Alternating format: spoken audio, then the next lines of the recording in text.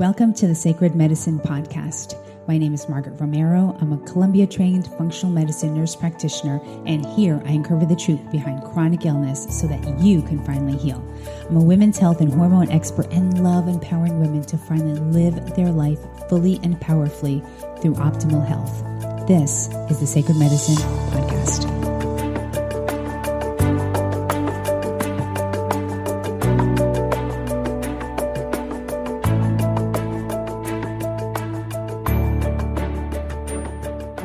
You are listening to the Sacred Medicine Podcast. I am your host, Margaret Romero, and today we have Renee Jones.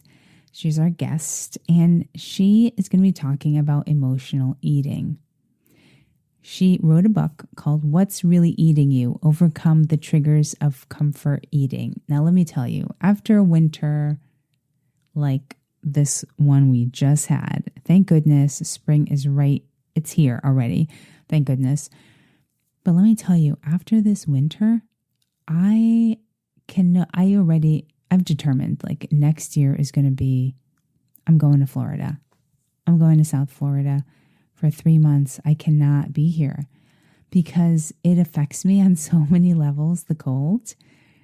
And then I eat more because what else is there to do, aside from working? It just became like a huge hibernation, like 3 or 4 months of hibernation. Anyway, so let's talk about emotional eating because I definitely felt that this winter. So Renee is going to be talking about how to resolve like weight loss issues, finally, how to deal with cravings. My goodness. Cravings are a huge thing, right? They're a huge deal. And how we can finally get on the path of not using food to comfort us. So, without further ado, on to the show.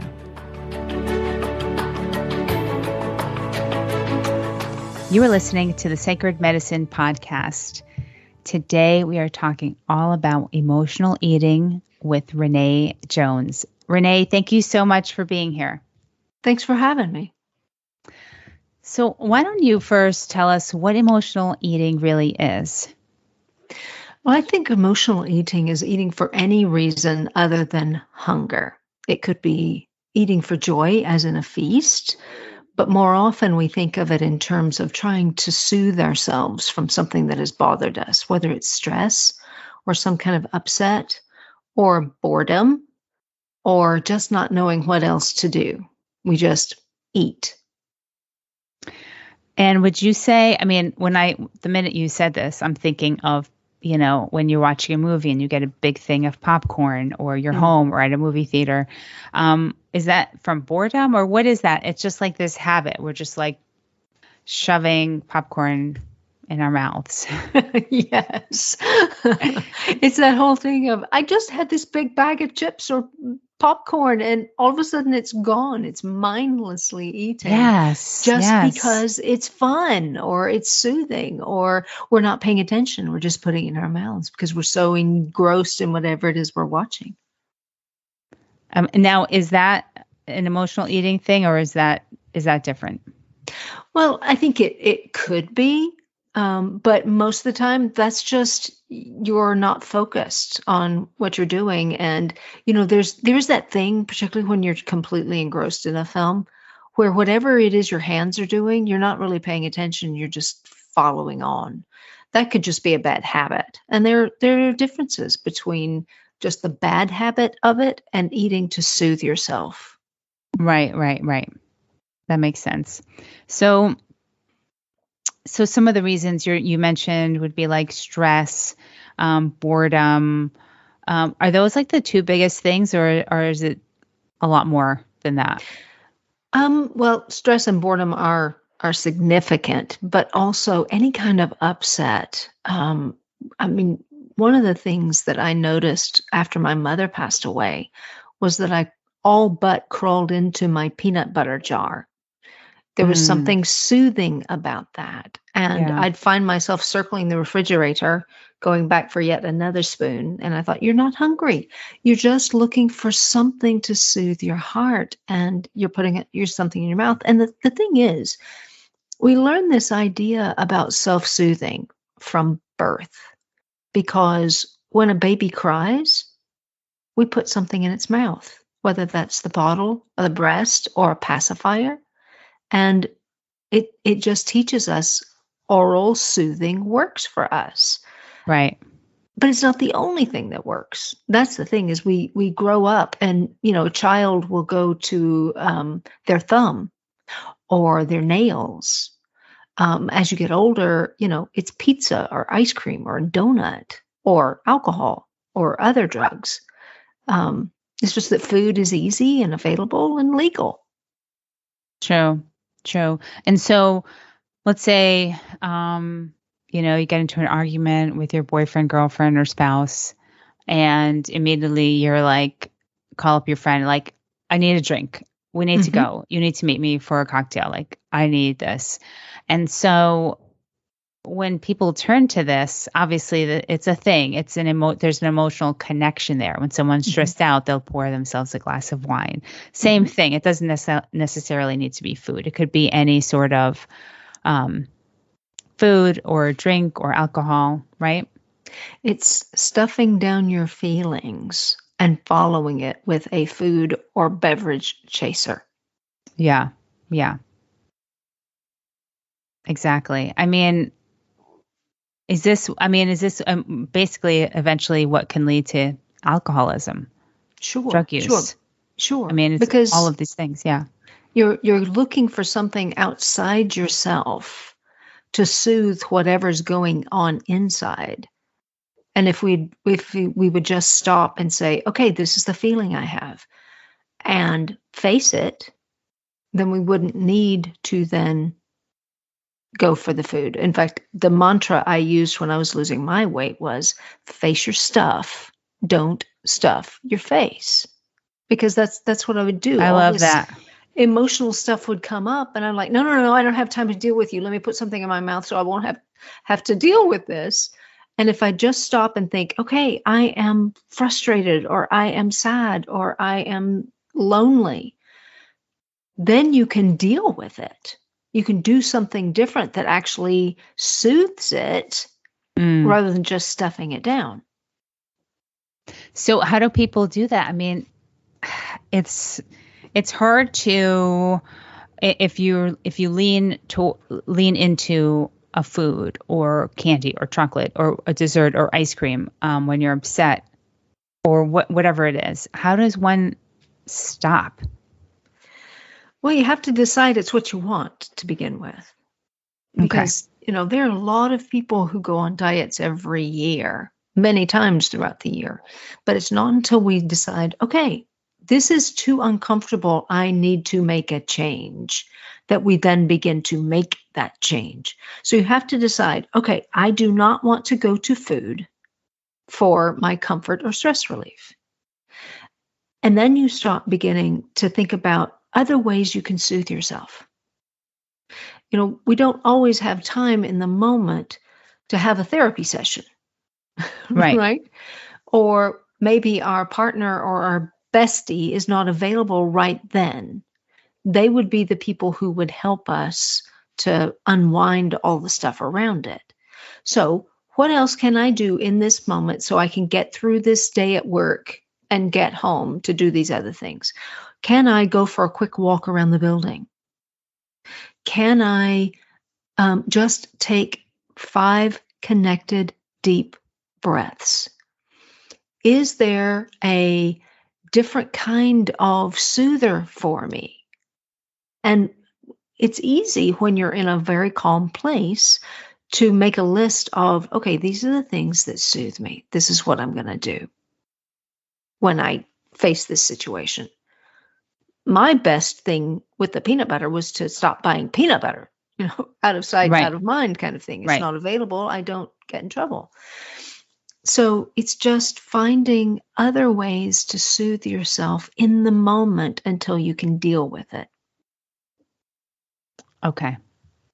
I will say that I would say probably a lot of people aren't even aware of it. They're Mm-hmm. not even aware of it to actually know that it's an issue, to actually decide that they need to change it. Mm-hmm. Mm-hmm.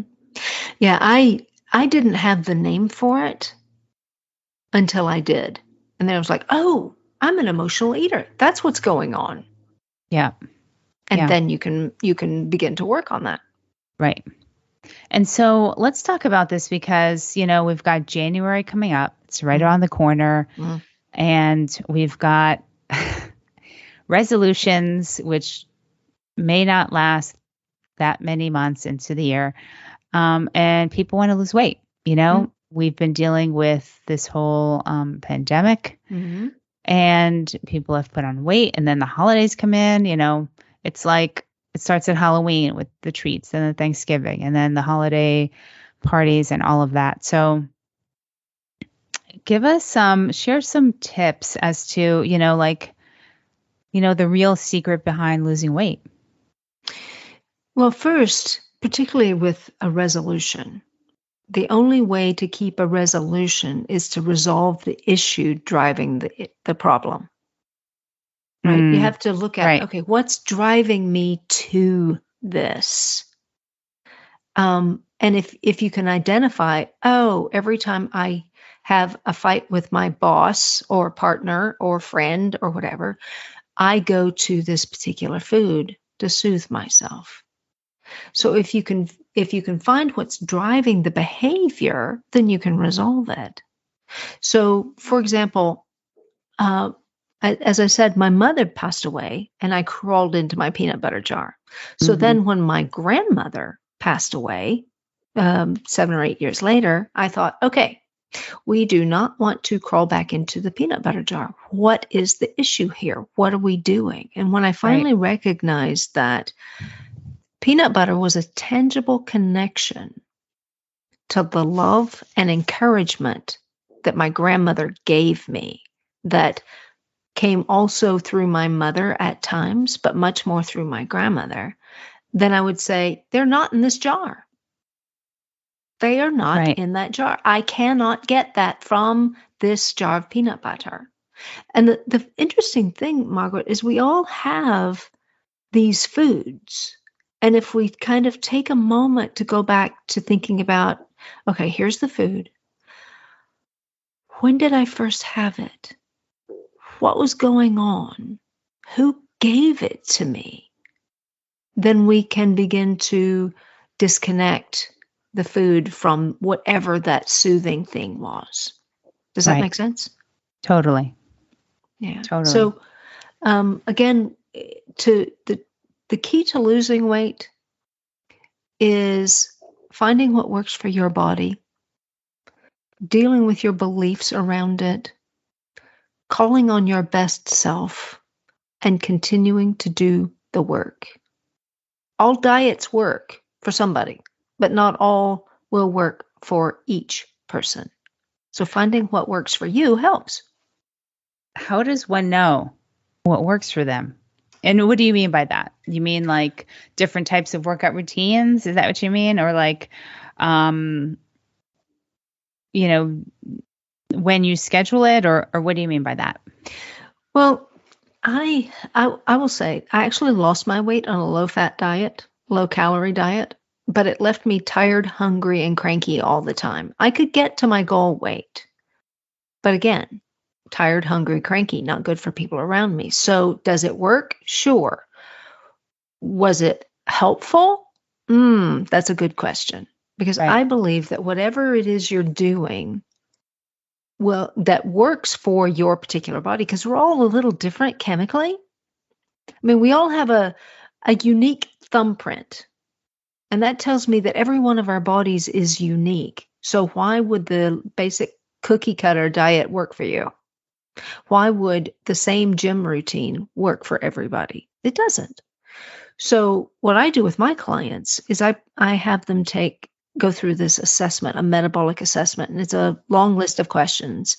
And we get through it, and it says, okay, here's what will work for you. And when I found that assessment, it was 2 years after I'd lost my weight. And I was still at my goal weight, barely. I was hanging by the thread, right? And I thought, okay, this is completely counter to everything I've ever heard, but I will try this particular. And it was basically a low carb diet. And I lost 2 more pounds that week, but I wasn't tired. I wasn't hungry, and I was no longer cranky. So I would say that works for my body. Right. And for everyone to find their way, you can do it through trial and error if you want to. It takes a little longer, but you'll know because you just end, every meal with, okay, am I satisfied? Do I feel good? 2 hours later, do I still feel good? What's going on? And it helps you understand what works for you. But it's so much easier with an assessment. That makes sense. That makes sense. And so how do we deal with things like cravings? I think that's big. I mean, I love chocolate.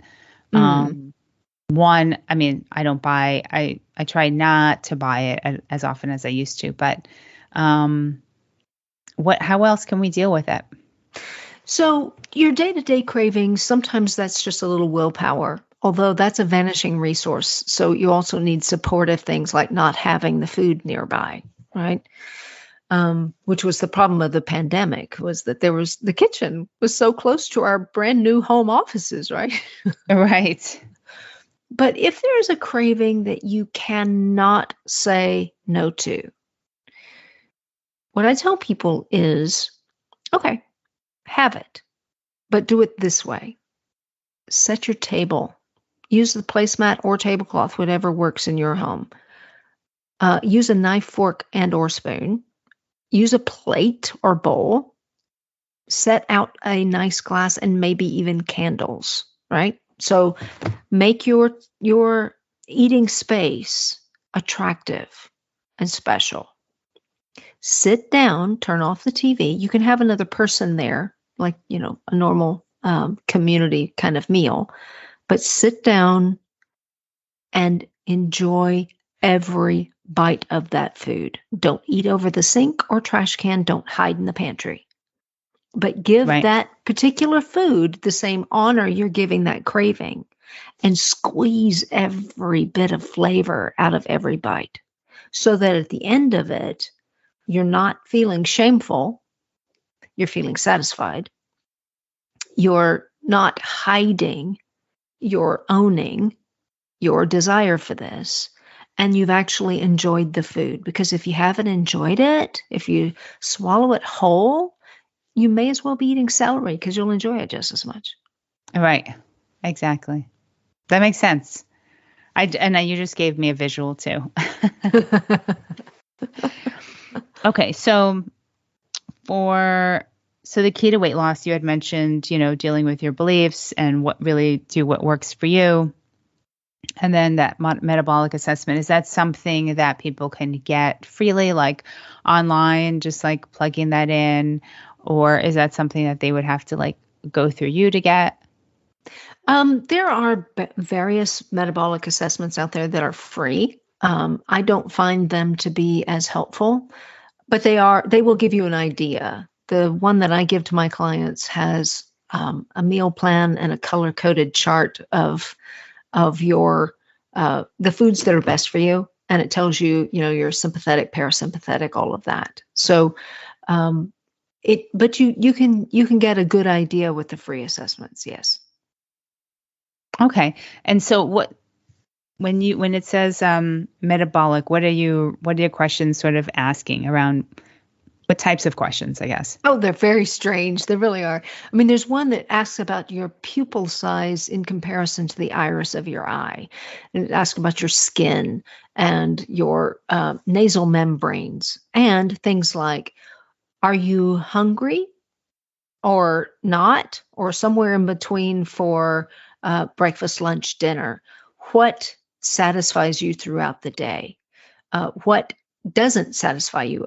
And it gives you, a list of possible questions. But does protein help you and make you feel better? Or do carbohydrates help you and make you feel better? Those kinds of Mm, questions so that you get an interesting. idea. Yeah. Yeah. Because I learned, I used to think, gosh, I hate it when we have cereal for breakfast because by second hour of the day, I'm starved. And the results of that program actually told me, yes, if you have carbohydrates with a lot of sugar, your body burns it so fast you may as well not have eaten it because you got no benefit from it. Right. Right. But that's my Um, metabolic type. okay. But there are Right. also people who really need those carbohydrates. They function Oh, yeah. better on that. There Yes. are, I mean, I love the whole low carb keto thing. That works so well for my body, and now I know why. But there are also people who just can't do it. And it's not that they're not stronger or anything. It's just that their body actually needs more carbohydrates to function well. And we've got to Right. find what works for your body. Otherwise, you'll Right. be tired, hungry, and cranky all the time.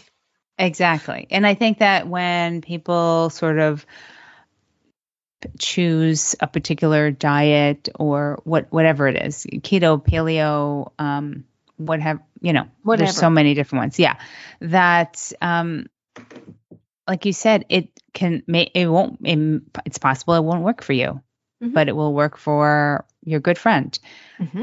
Everyone's body is so different. And so that's what you mean when you say, do what works for you. And if waking up, or even intermittent fasting, if some people don't like it or some people shouldn't do it due to Yes. certain health conditions, they should not Yes. be fasting. So it really everyone needs to sort of be really in touch with their bodies and how they feel after they eat certain things. And I think that some people just don't. They just sort of eat. They're not really aware. They're not really in touch with their body that much. And so, Yes. right? Don't you think that some people are just sort of like eat and then like really don't notice? They're not really paying attention to their body. I think that's really important. Absolutely. Yeah. And I've done the fasting thing for various reasons. And it worked well for me, but unfortunately, often there because of my dieting history, because I spent 40 years on a diet, um, it tends to create some rebound effect that I'm not happy with. It Mm, tends to my ability to um, exert conscious control and throw it out the window. And my inner body says, no, we need food. No, no, no, you've starved us before. We're not doing that again. We need more food. So you have to be aware of your own history and how you've abused yourself in the past, if you yeah. have, and Right. take that into account. If you can't fast, that it's not a badge of honor to be able to fast for 40 days. Right. If it works for your body, great. If it doesn't work for your body, don't do it.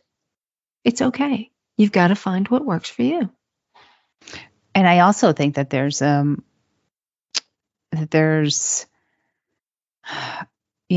time when people are like, okay, I'm doing this. I heard about intermittent fasting. I'm just going to do it. And even Hmm. despite the fact that they do not feel good or have less energy, will continue to put themselves through a particular diet because, no, I heard that this was the best one. So this is what I'm going to do, and are very headstrong about it.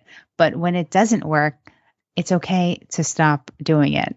Yes. Yes. I mean, I know people gosh, I have friends who've done every diet going, right?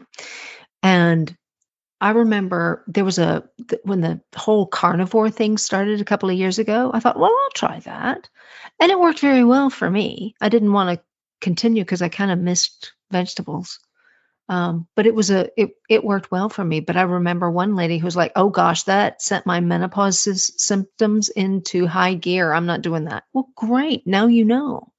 Right. But a lot of people, when they do low carb or keto, um, there's those first couple of maybe 10 days where you don't feel so great because your body's shifting from one system to another. Hmm. And that's okay. That's fair enough. That's part of the process. But if you go for more than 2 weeks or so and you're still not feeling great, you really want to have a look at that because Right. if it's right for your body, you're not going to suffer forever. Right. Right. And I wanted to bring something up regarding the cravings. I wanted to ask about, holidays are here Mm. and there's going to be a lot of parties going on and all of that. And I mean, people may decide that they're not going to start to consider their weight until the new year. But Yeah. what if there is a party, parties, in the summer, there's barbecues, Mm. How do you recommend people sort of deal with times like that? I have a 7-step strategy for my holidays, barbecues, and any sort of buffet line. Shall I share that? Yes, please. Okay, so what I do is first I do a reconnaissance round and I look at the table and think, okay, what's here? What is it that I most want? What means the holiday to me? And I will put those things on my plate first. And I may only put a taste or two because, I think I don't know whether this is actually true, but it seems that a lot of people say it. You only taste the first 3 bites of anything. And if you enjoy those first 3 bites, you've enjoyed all you're gonna. So sometimes I give myself 3 bites of something and then decide if I really want more, I can have it. But if I don't, it's no big deal. Then, second is I eat only what I actually like. And I chew like I mean it. Because if you love the food, you've got to take the time to enjoy it and savor the flavors. Yeah. Third, if you're slowing down enough to enjoy it, evaluate the flavor. Do you still love it? Or are you just tasting a memory? Easter a couple of years ago, I got myself and my husband a bag of my favorite chocolate. And it's one I'd been eating since I was a child. And I sat down on that Sunday afternoon and I took one of the fun size packs and opened it and cut it into 4 or 5 pieces. And I tasted the first one and thought, this doesn't taste quite right. Maybe it's just me. Do a second one. And I thought, no, this chocolate is waxy. I don't like it. Tried another one just to give it one more chance. And I thought, nope. And I gave my husband my bag and I've never had another one of those. So make sure what you're tasting is what's there, not just the memory of how many times you loved it in the past. Right. Right? Yeah, that makes sense.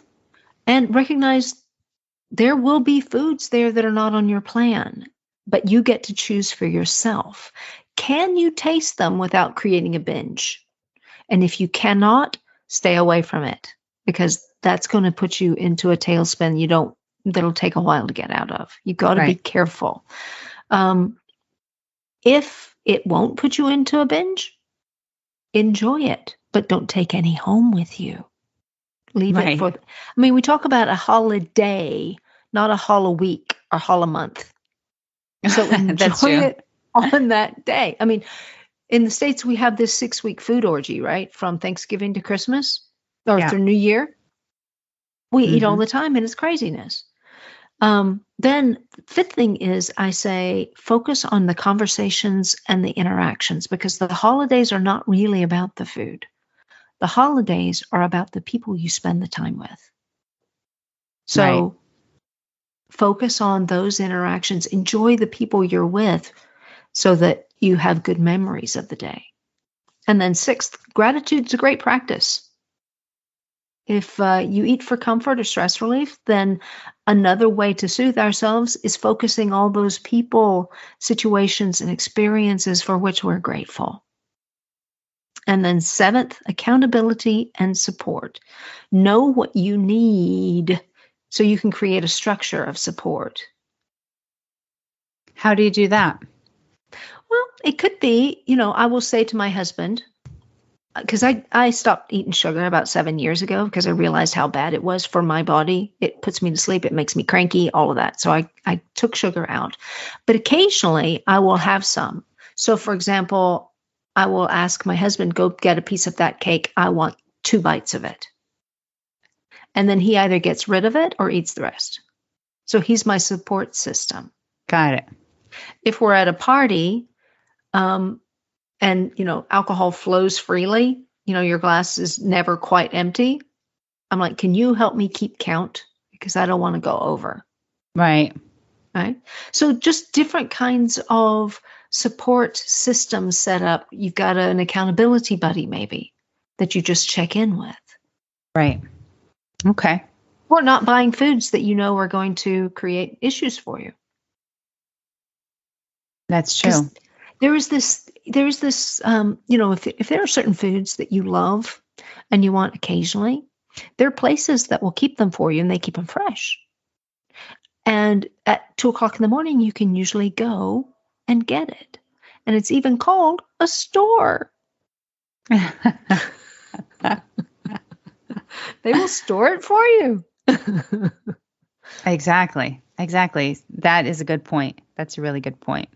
So I love that you walked us through what emotional eating is.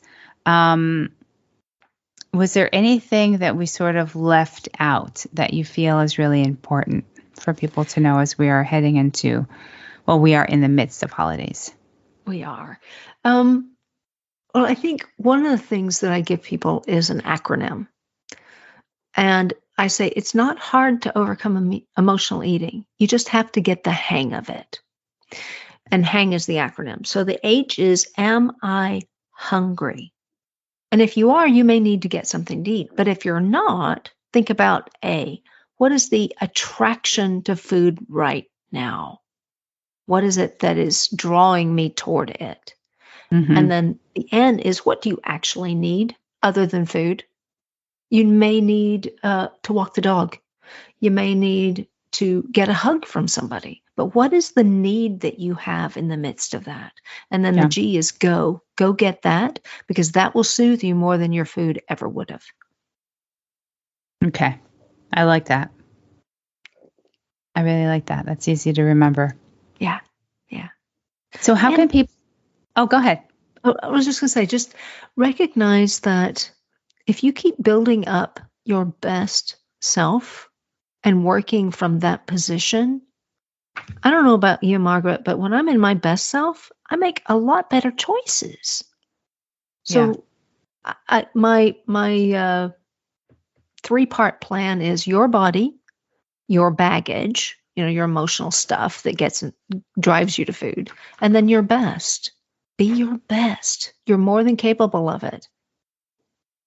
I love that. So how can people find you? Packyourownbag.com. And that's a website. It's on Instagram, Facebook, all of that, YouTube. I love it. Packyourownbag.com, YouTube, Instagram. Okay. And a website. Yeah. And so is this what you do? You help people to overcome emotional eating? And any other baggage they're tired of dragging with them. Yes. Such as? Well, childhood things, marriage difficulties. If there's emotional baggage that has been packed for you or that you've picked up along the way, sometimes we have to unpack that stuff so that we can pack for the journey we want to be on. Oh my gosh, I love that. Pack your own bag. I get what you mean by that. Yeah. Because we do, don't we? We get all sidetracked. Just life is hard sometimes. But if we can unpack the garbage, the stuff we no longer need, then we can kind of stand up, dust ourselves off, and keep walking. Yeah. Well, this was so good, just in time for the holiday season. This will definitely come out this month. Renee, thank you so much for being here and sharing your wisdom. I know that so many people, I've definitely have had, here and there. I think so many people do. Emotional eating, it's common. And, but when you sort of start to recognize yourself doing that, it's easier to stop, to just, oh, wait, what am I doing? I'm reaching for that wine glass. No. Yeah. Let's go for a walk. Yeah. Yeah, exactly. Yeah. And whatever that that soother is for you. Mm-hmm. Just have yourself a list of options. Perfect. Renee, thank you. And we will talk soon. Thanks so much for being here. You're welcome. Well, I hope this episode was helpful for you. If you find yourself reaching for the food, I mean, so many of us do this. And I really have to be very mindful if I'm eating because I'm hungry, or am I eating because I'm bored, or am I eating because I'm upset? And I think this is such a great reminder, just so we're mindful of what we're actually doing and ask ourselves those questions. So head on over to margaretromero.com/episode 211 to get all the links and all of her information so you can check out all of her offerings. All right. Have a beautiful day. Thank you so much for being here. And I will talk to you all. Oh, we have an episode coming out on Friday. So talk to you then. Bye for now. All right. Just a quick announcement. So I decided to open up my lupus membership, which currently right now are just for my premium members who are part of my huge lupus program. And I decided to open it up with a Q&A call every month, as well as a guest speaker. And so you have access to both every month. And so questions, health questions, medical questions about lupus, autoimmunity, blood work. What does this mean? What does that mean? Is this a rash? What is this rash for? You actually have me, a medically trained person, who will be answering your questions accurately, rather than, people like, well, I think it may be this, or I think maybe it's that, but I don't know. My doctor told me to do this, but no, there's no more guessing about anything. So I decided to open this up and have more women get more informed answers to all of their questions, rather than having sort of a community trying to guess what this is or what that is and what to do with this or that. I think that when you have an autoimmune condition and you're suffering and you're going through something, you can go into a community, which I love. And when you ask a question, it could be answered. But no one is really medically trained to really answer your questions. And so that's why I decided to open my membership up, and let's get you some good answers. Let's get you the right answers here. Rather than going through and I don't know, my doctor said this and I don't know about that. And what does this blood work mean? I love answering questions like this. So this is coming very soon. It starts in April, and I want to offer 3 women a free month if you write a review for this podcast and take a screenshot and either email it to me or DM it to me on Instagram. I'm at Margaret Romero. And let's go. I'm excited for this. This starts next month.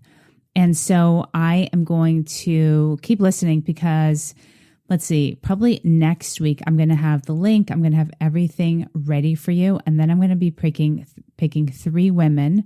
You have till the end of this month, March, until the end of March to write a review. And then I'm going to pick 3 women to have a free month in there.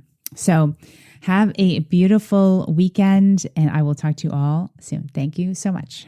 If you have been inspired and have learned so much from these interviews, I would love for you to head on over to iTunes, leave a review, and subscribe to the podcast. Thank you so much for listening.